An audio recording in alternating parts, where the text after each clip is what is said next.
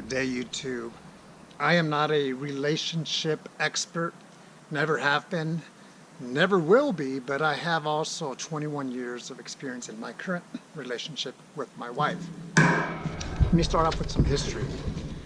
I was brought up by my mom and my older sister who raised me, and I observed in my mom's relationships growing up some good things and some bad things as well. And I told my mom one time, I was about 17, when I am 28 years old, I want to be married, and I want to stay married once and for all. Well, I got married at the age of 24, and it's taken a lot of work, but it's a lot of work that is definitely worth it.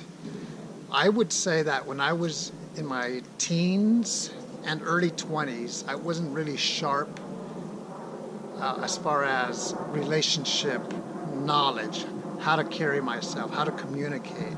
I communicated with the good things, but when I had challenges in my relationship, it was a different story. And that's how it was when I first got married as well. So let me share with you what I've learned over the years. These are my experiences. Also how I think when it comes to a relationship. By the way, somebody wanted me to talk about this topic just to share my example, and that's what I'm doing. First of all is I don't read minds, neither does my wife. So the best thing that we can do is communicate. Communicate the celebrations and also communicate, more importantly, during the challenges. We may think we read minds, but the answer is nobody does. At least I don't think nobody does. That communication is going to take us far. That way people know where we're coming from. The next thing is two wrongs don't make a right. I have made the mistake in either my personal relationship with my wife or in relationships, whether it's at work or with friends, that if somebody does something to me that I don't like and it really gets to me, then I'm going to come back and do something that's not right just to get back at them. But what I've learned with age comes hopefully wisdom is two wrongs don't make a right. We live in a time now where social media, we can put our emotions out there, positive or negative or everything in between.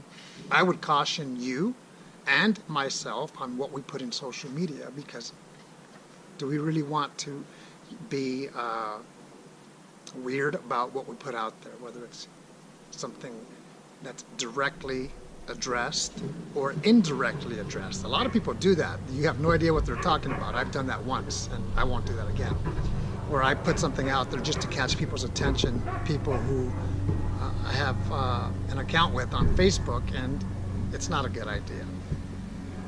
Passive aggressiveness is not good as well. If you have something to say, like I said, say it.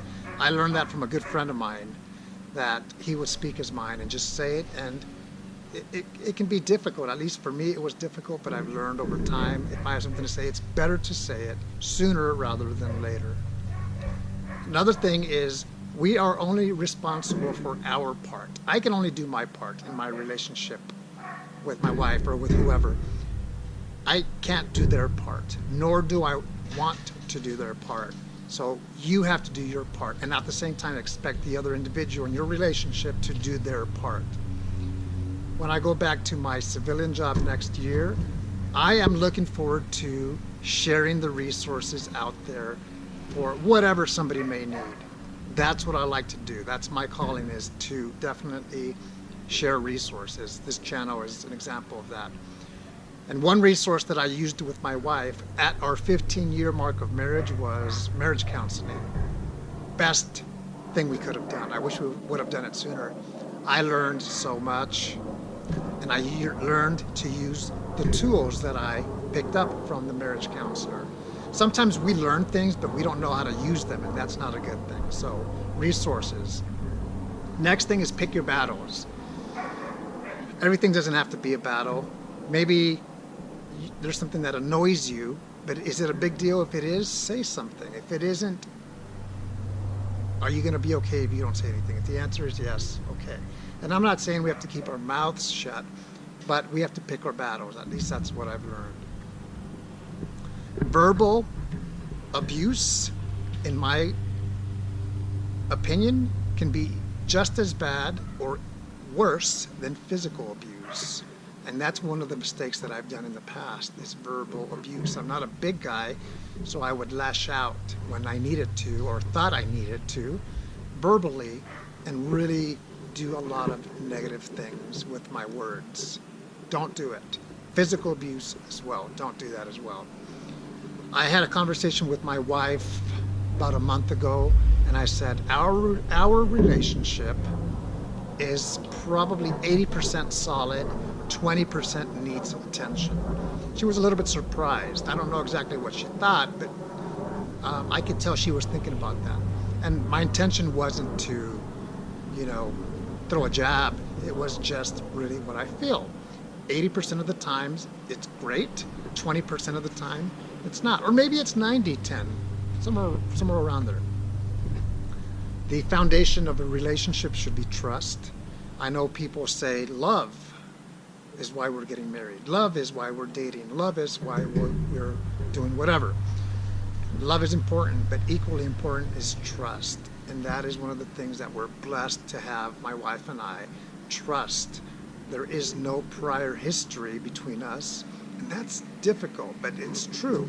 We were never boyfriend, girlfriend. We never did something to each other where that trust was, in the back of our minds saying, can I trust him or can I trust her? In a marriage, when you have children, live your life with your children, celebrate your life with your children, teach your children, learn from your children, but don't forget that most likely the reason your relationship began was because of you and your significant other.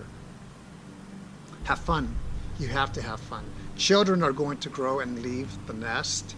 You have to have fun. That's exactly where my wife and I are right now. We are doing a lot of great things. I heard today that a couple wants to do something new once a week or once a month, something that they've never done, whenever their schedule allows. So you have to have fun. Maturity is very important. There's so many other words that I can use that describe a successful relationship or can lead to a failed relationship. For example, appreciation, communication, and so forth. I just can't say all of the words because I would be here for a few hours. But those are just some examples of what comes to my mind when it comes to either a successful relationship or a failed relationship. Pay attention, observe, adjust. Again, the list goes on and on. Make the most of your relationship. I hope the best for you. The wedding day is an important day, but that is just one day. Marriage comes after that, and living life. Hope you've enjoyed it. Did you see that squirrel? Have a great day. Take care.